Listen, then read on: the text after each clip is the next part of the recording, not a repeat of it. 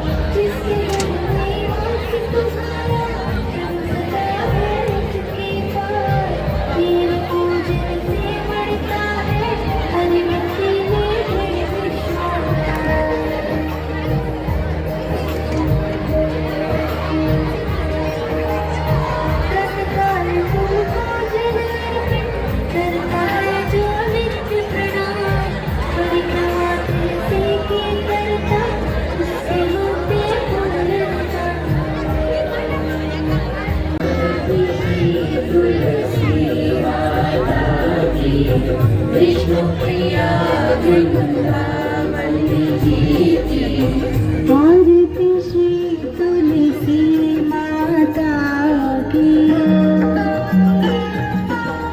सुर नर मुनि जन महिमा गाए। सुर नर मुनि जन महिमा गाए। नारद शारद शीश नवाए।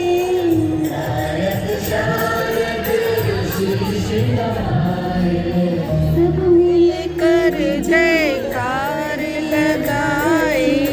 तुलसी माता की आरती गाए। ओके, હું ઓમનું ઉચ્ચારણ કરીશ, ત્યારબાદ બધા કરશો સાથે।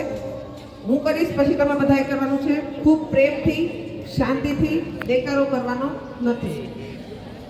તમે તમારે અત્યારે જે અમથીબા સ્કૂલ છે એને રિપ્રેઝન્ટ કરો છો અમારી સામે।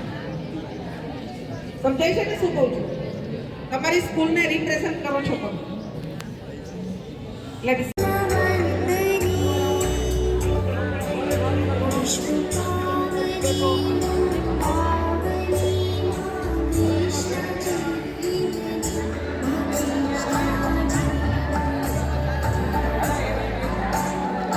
बोलते हुए जल चढ़ाया। महाप्रसाद जननी सर्व सौभाग्यवर्धिनी आदि व्याधि हरा नित्यं तुलसी त्वां नमोस्तुते। પૂરી કરે છે માતા પિતા। માતા પિતાનું તો પૂજન કરવું જ જોઈએ, પણ આજના વિદ્યાર્થીઓને તો શરમ આવે છે। તમે ઘણા ધાર્મિક પ્રસંગોમાં જોઈએ તુલસી વિવાહ કરે છે। આપણે હમણાં જ ગઈ 11 તુલસી વિવાહ છે। આપણે શેરડીનો ડંકો રાખીએ છીએ, બધાના ઘર આગળ રાખે છે। અત્યારે કોઈના ઘર આગળ શેરડી જોવા નહીં મળે। એટલે તુલસી વિવાહનો સ્પેશિયલ 11ના દિવસે તુલસી વિવાહના આપણે કેલેન્ડરમાં તમે જોશો કે કારતક મહિનામાં કારતક સુદ 11 તુલસી વિવાહ હોય છે। અને દરેક ઘરે તુલસીના ક્યારા આગળ દીવો મૂકે છે, એનું પૂજન કરે છે। આપણે કેમ આપણે એની ચૂંદડી ઉઠાડી એમ તુલસીની ચૂંદડી ઉઠાડે છે, તમે જોયું હશે। એટલે કહેવાનો મતલબ છે તુલસી એક આપણા આરોગ્ય માટે ખૂબ જ મહત્વની છે। આમાંથી ખરેખર વિદ્યાર્થીઓને એક બોધ લેવાનું છે, દરેકના ઘરે તુલસી તો હોવી જ જોઈએ। ન હોય તો આપણે આ રોપો લઈને આપણે એનું ઉગાડવાનો અને એનું રક્ષણ કરવાનું છે। તુલસીમાં એવા ગુણ છે કે જે આરોગ્ય છે એને કેન્સર કોઈથી થતો નથી. મોટામાં મોટો કેન્સર છે, શરદી, ઉધરસ, તાવ, કેન્સર, કેટલી બીમારીઓ આપણને મટાડે છે, પણ એનો રોજ ઉપયોગ કરે તો.